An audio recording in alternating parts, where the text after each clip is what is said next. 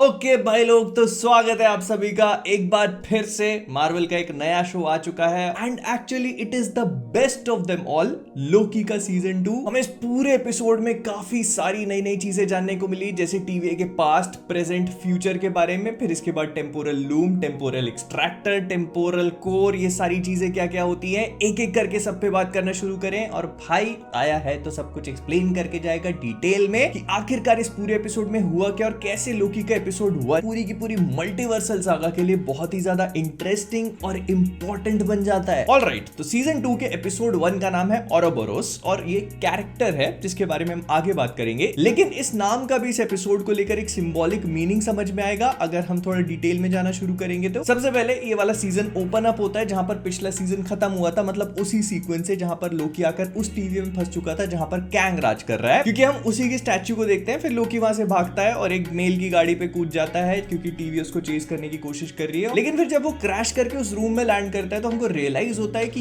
ये एक्चुअली में हमने जो टीवी देखा है उससे काफी डिफरेंट रूम, क्योंकि यहाँ पर मौजूद टीवी अलग है और जो सीक्रेट टाइमलाइन का पैटर्न नजर आ रहा है वो भी थोड़ा सा डिफरेंट है और वहां पर कोई भी उसको बेसिकली इतना ज्यादा रिकॉग्नाइज कर नहीं पा रहा। लेकिन तभी वहां से लोकी टाइम स्लिप करता है और एक बार फिर से उसी रूम में पहुंचता है। लेकिन इस बार ये वाला रूम हमको बेटर तरीके से रिकॉग्नाइज हो पा रहा है क्योंकि टीवी का जो मॉनिटर है वो एक बार फिर से चेंज हो चुका है। और अगर इस मॉनिटर को देखा जाए तो यहाँ पर सारी की सारी सीक्रेट टाइमलाइन का कचरा हो चुका है क्योंकि मल्टीपल ब्रांचेस बन चुकी है, मल्टीवर्स कंफर्म्ड। लेकिन फिर हमें ये चीज बताई जाती है कि लोकी को मोबियस और बाकी टीवीए के लोग इसीलिए नहीं पहचान रहे थे क्योंकि वो एक्चुअली में पास्ट में था। और ये सुनने में बहुत ही हल्का स्टेटमेंट लगता होगा, लेकिन इस पूरी चीज को एक बार सोच के देखना और आपको इस पूरी सिचुएशन की ग्रेविटी रियलाइज होगी कि हमने पिछले 2 सालों से जिस पूरी सीक्वेंस को सोच समझ के और उस पर 1000 लाख करोड़ फैन थ्योरीज बना डाली थी कि लोकी अब यहाँ पे पहुंच चुका है और टीवी के अंदर उसको कोई पहचान नहीं रहा और अब इस टीवी को कैंग ने रूल करना शुरू कर दिया है। बट नाउ वी नो कि वो जो सब कुछ भी हमको दिखाया गया वो एक्चुअली सब कुछ पास्ट में था। लेकिन उससे भी ज्यादा ये हमें टीवीए के बारे में बहुत कुछ बता देता है, जो इस पूरे एपिसोड में हमें एक्चुअली जानने को मिला कि ही हू रिमेन्स ने जब टीवीए को क्रिएट किया था तब उसको स्टार्टिंग से टाइम कीपर्स रूल नहीं करते थे। उसको स्टार्टिंग में ही हू रिमेन्स ने ही रूल करने की कोशिश करी थी एज कैंग द कॉन्करर, जो प्रोबेबली उसकी स्टैच्यू का यंगर वर्जन हमको देखने को मिला। लेकिन समवेयर समहाउ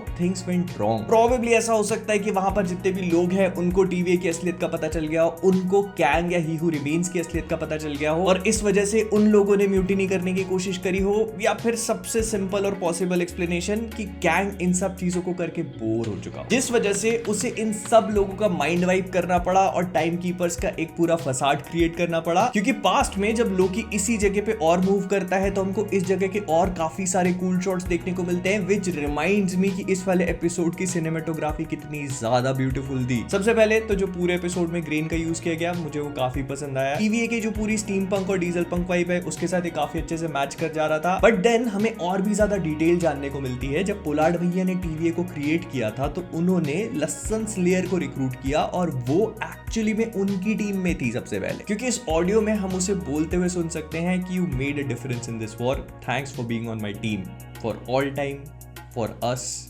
ऑलवेज। ये लाइन बेसिकली लोकी के सीजन 1 की सबसे बड़ी हाईलाइट थी। इसको मल्टीपल टाइम्स बोला गया था और ये सीजन 1 के लास्ट एपिसोड का नाम भी था। तो मतलब रेवोना रेंसलेयर पहले से ही पोलार्ड भैया के साथ काम कर रही थी और मेरा सवाल ये है कि उस वॉर में उसने ऐसा क्या कर दिया होगा कि वो इतना खुश है उससे। फिर इसके बाद हम 2 नए कैरेक्टर्स देखते हैं, जनरल डॉक्स और जज गैम्बल करके, एंड दे स्टार्ट टॉकिंग कि आखिरकार हो क्या रहा है टीवीए में, क्यों इतनी सारी टाइमलाइंस बन रही है और क्यों टीवीए वाले उनको प्रूव नहीं करना चाह रहे हैं। तो यहाँ पर हंटर B15 साफ साफ बोल देती है कि उनको प्रूव करने का मतलब है कि जितने भी लोग हैं उनको जान से मार देना। और इनको ये बात का रियलाइजेशन इसीलिए इतना ज्यादा हिट हार्ड कर रहा है क्योंकि इनको अभी अभी पता चला कि ये खुद भी इसी जैसी टाइमलाइन का एक वेरिएंट है। और अगर आप नोटिस करोगे तो यहाँ पे जो लेडी बैठी हुई है जनरल डॉक्स, इनके ऊपर कई सारे मेडल लगे हुए हैं, हर एक मेडल के ऊपर टाइम कीपर का फेस बना हुआ है। तो प्रोबेबली ऐसा हो सकता है कि जो टाइम कीपर है इनको भी ही हू रिमेन्स धीरे धीरे करके टाइम टाइम पे रिप्लेस करता रहता है। तो रियलिटी को बनाए रखने के लिए उनके भी तो चेहरे बदलने पड़ेंगे ना। लेकिन फिर लोकी पास से टाइम स्लिप करके आता है, स्टिक को लेके प्रूव करता है दीवार को और दिखा देता है कि असलियत कुछ और है, टाइम कीपर नहीं है बल्कि पोलार्ड भैया सब कुछ चला रहे हैं बिहाइंड द सीन। और इसी बीच एक बढ़िया लाइन बोलता है मोबियस, कहता है कि उसे ही हू रिमेन्स को रोकने के लिए लोकी हू रिमेन्स भी तो चाहिए। और हालांकि सुनने में फनी लगती है लेकिन हो सकता है कि फोरशैडोइंग हो लोकी हु रिमेन्स को लेकर, मतलब Loki at the end of the time को लेकर। I mean he who remains को पेलने के बाद अगर किसी को उसकी जगह लेनी हो तो मे बी हु नोज वो लोकी हो। फिर इसके बाद जब ये ट्रैवल कर रहे होते तो यहाँ पर मुझे काफी सारे कूल शॉट्स लगे। सबसे पहले तो कॉरिडोर वाले शॉट्स बहुत ही स्मार्टली लिए गए हैं, देखने में मजेदार लगते हैं। आप कन्वर्सेशन का पार्ट हो, आपको ऐसा फील होता है। ये सारे के सारे पोस्टर्स वही स्टीम पंक और डीजल पंक वाइब देते हैं जो कई सारे गेम्स में भी यूज करे गए हैं, जैसे फॉलआउट हो गया, बायोशॉक हो गया, एटॉमिक हार्ट हो गया। और इनके ऊपर काफी बढ़िया मैसेज लिखे हुए, जैसे कैफेटेरिया में बात नहीं कर सकते, या फिर catch an access, prevent the timeline, फिर timeline is as strong as its weakest moment. फिर इसके बाद ये पहुंचते हैं ओरोबोरोस के पास, जो अकेला बंदा टीवीए की सारी रिपेयरिंग का काम करता है पिछले पता नहीं कितने हजार लाख करोड़ साल से। और यहाँ पर बहुत ही इंटरेस्टिंग कन्वर्सेशन टेक प्लेस करती है, क्योंकि लोकी जो है टाइम स्लिप करके कभी पास्ट में जा रहा है और कभी प्रेजेंट में आ रहा है। अब सबसे पहले तो बहुत दिनों का इंतजार कर लिया आपने भी, मैंने भी पेलने के लिए और आपने पिलवाने, मतलब कॉमिक्स का ज्ञान जो भी है। तो ओरोबोरोस बेसिकली मार्वल कॉमिक्स में कई सारे ओरोबोरोस एग्जिस्ट करते हैं। हम हर किसी के ऊपर बात नहीं करेंगे, सबसे इंपॉर्टेंट और रेलेवेंट जो हो सकता है उस पर बात कर ली जाएगी। तो ओरोबोरोस बेसिकली मार्वल कॉमिक्स में सिल्वर सर्फर को एक बार मिलता है जब वो टाइम लूप में फंस जाता है और वहां पर वो उसका रास्ता रोकने की कोशिश करता है। एंड यहाँ पर भी हमने टीवीए का कुछ टाइम लूप वाली चीजें देखी है, तो हो सकता है कि उस चीज को लेकर रेफरेंस हो, but I don't think that is going to happen. मुझे लगता है कि इसका नाम ओरोबोरोस किसी और चीज की वजह से रखा गया है, और वो है नॉर्स माइथोलॉजी की वजह से। अब Norse mythology, Greek mythology, Egyptian mythology, इन सब में ओरोबोरोस काफी फेमस चीज है, और उसको टेल ईटिंग सर्पेंट कहा जाता है, मतलब एक ऐसा सांप जो खुद की पूंछ खाता है। इसके काफी सारे सिग्निफिकेंस होते हैं। इसको सर्कल ऑफ लाइफ भी कहा जाता है, मतलब जो चीज जहां से शुरू होती है वहीं पे जाके खत्म होती है, जहां पे खत्म होती है वहीं से जाके शुरू होती है, ऐसा भी मान सकते हो आप। लेकिन फिर भी लोकी के हिसाब से अगर हम नॉर्स माइथोलॉजी को उठा के देखें तो वहां पर बेसिकली ओरोबोरोस मिडगार्ड सर्पेंट को कहा गया है। जैसा बोला जाता है कि पूरी की पूरी अर्थ के अराउंड अपनी टेल को खा रहा है, और द मोमेंट वो इस साइकिल से बाहर निकलेगा तो रैग्नारॉक आ जाएगी। लेकिन एमसीयू में तो पहले ही आ चुकी है।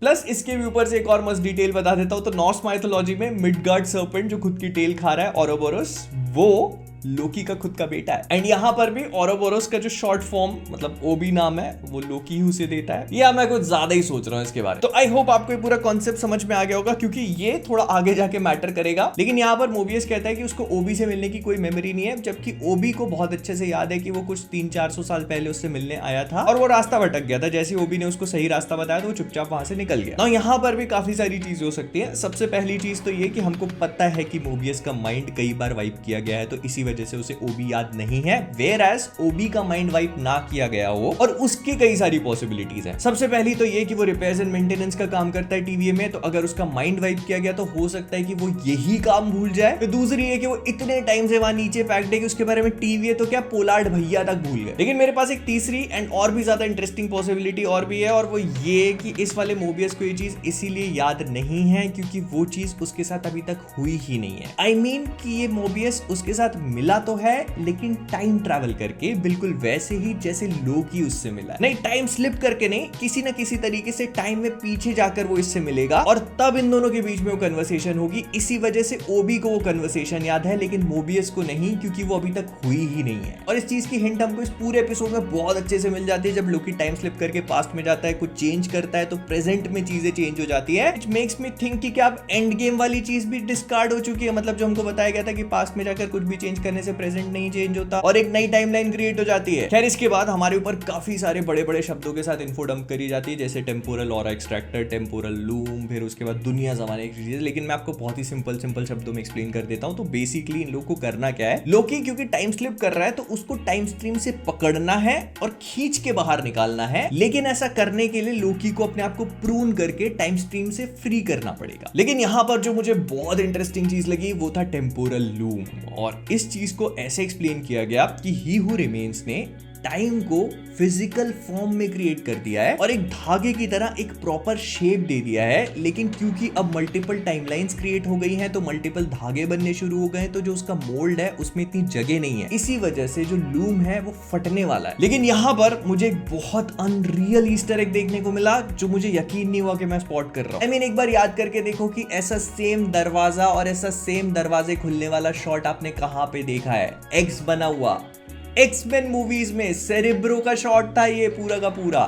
एक्समैन कंफर्म नहीं, एक्चुअली में कंफर्म, क्योंकि इतनी सारी टाइमलाइंस बन रही है तो इन टाइमलाइंस में एक्समैन की भी टाइमलाइन होगी ना, और हमको पता है डेडपूल 3 में वो आने भी वाला है। तो ये बहुत ही नॉट सो सटल एंड अच्छा सा रेफरेंस था एक्समैन को लेके। लेकिन यहाँ पर लोकी एक बार फिर से टाइम स्लिप करता है और इस बार फ्यूचर में पहुंच जाता है जहां पर टाइमलाइन ही नजर नहीं आ रही है, मतलब जो टाइम लूम है वो एब्सेंट है। और जब वो यहाँ से भागकर एक टाइम स्टिक ढूंढने निकलता है तो हमको कई सारी चीजें देखने को मिलती है। सबसे पहले तो हमको दिखाया जाता है कि उस टीवी में जो लूम है वो पूरी तरह से क्रिटिकल हो चुका है और उसके पीछे कई सारी ब्रांचेस बन चुकी हैं। तो अब ये इंकर्जन्स है, मल्टीवर्स है, ये अपने आप को ठीक करने की कोशिश कर रहा है। अभी तक कुछ क्लैरिफिकेशन नहीं मिला, आपको क्या लगता है मुझे कमेंट्स में बताना। लेकिन इसके बाद एक बहुत ही मिस्टीरियस सी सीक्वेंस बिल्ड होती है जहां पर लोकी को कुछ समझ में नहीं आता। फिर उसके बाद उसको सिल्वी नजर आती है, एक फोन बजता है और इससे पहले कि वो सिल्वी से कुछ भी बोल पाता है या हमें कुछ भी देखने को मिलता, उसे कोई प्रून कर देता है at the exact right moment जब उसे प्रून होना चाहिए था, और वो मोबियस की भी जान बचाते हुए टाइम स्ट्रीम से अपने आप को बाहर निकाल लेता। तो फोन कौन कर रहा था, सिल्वी वहां पर कैसे पहुंची, लोकी को प्रून किसने किया, बहुत ही इंटरेस्टिंग सवाल है। तो बाकी चीजों का तो मुझे नहीं पता, लेकिन लोकी को प्रून मेरे ख्याल से लोकी ने खुद ही किया है। I mean, इस पूरे एपिसोड से हमको टाइम ट्रैवलिंग वाली चीज तो कंफर्म हो चुकी है कि पास्ट प्रेजेंट फ्यूचर में ट्रैवल करने वाले हैं। तो हो सकता है कि लोकी भी फ्यूचर में ट्रैवल करे और खुद अपने आप को जाके प्रून करे, जैसे हमने हैरी पॉटर में देखा है कि वो खुद अपने आप की जान बचाता है। और भी कई सारी मल्टीपल मूवीज में ये चीज हो चुकी है जो इस एपिसोड के नाम औरोबोरोस को भी करस्पॉन्ड करेगी। मतलब अ snake who is eating his own tail, मतलब वो लोकी ही है जो खुद जाकर अपनी जान बचा रहा है अपने आप को प्रून करके। लेकिन हाँ, वो फोन किसका था ये देखने में काफी इंटरेस्टिंग होगा। और फिर इसके बाद लोकी खत्म हो जाता है, लेकिन पोस्ट क्रेडिट एक बहुत ही इंटरेस्टिंग पार्ट था इसका, जहां पर हमें सिल्वी दिखाई गई जो 1982 में पहुंच जाती है एक ब्रांच्ड टाइमलाइन में। इससे पहले तक हमें जो भी टाइमलाइन दिखाई गई थी वो सारी की सारी सीक्रेट टाइमलाइन में एग्जिस्ट करती थी, लेकिन मल्टीवर्स ऑफ मैडनेस से चीज थोड़ी सी चेंज हो गई है। ये हो सकता है कि वो इल्यूमिनाटी का 838 वाला यूनिवर्स हो या फलाना कोई भी यूनिवर्स हो सकता है भाई ये। एंड ये ब्रांच टाइमलाइन करके हमको कुछ भी लंगर बांट देंगे इस पूरे सीजन में, देख लेना। But that is what excites me the most, क्योंकि हम सुपर हीरो फैंस है भाई, एक्साइटेड रहना अपना काम है। बट ये एपिसोड बहुत लंबा बन चुका है तो इसको 6-8 घंटे का नहीं बनाते हुए बस इतना ही रखते हैं। I can talk about this for days. As you can see, I am really happy about it. मेरे दिमाग में बहुत सारी चीजें चल रही हैं, बहुत सारे सवाल दौड़ रहे हैं, तो उन पे भी बात करना शुरू करेंगे। लेकिन मैं आपसे जानना चाहता हूं कि आपके दिमाग में कौन से सवाल हैं, तो वो सारी चीजें मुझे कमेंट्स में बताना। अगर सही होंगे तो उन पे भी बात करी जाएगी। तो विद दैट बीइंग सेड, हम लोग इस वीडियो को यहीं पर रैप अप करेंगे। तो आपको ये वीडियो पसंद आया तो लाइक कर देना, शेयर कर देना। कॉमिक वर्स पे नए हो सब्सक्राइब करना मत भूलना। तो जाने से पहले कॉमिक वर्स से मैं हूं मोहित और आप सभी लोग फॉर ऑल टाइम ऑलवेज। क्या करूं अब, इतनी रात को कर भी क्या सकता हूँ। एक काम करता हूँ, सो जाता हूँ, जो होगा सुबह देखा जाएगा। गुड नाइट बाका बॉय।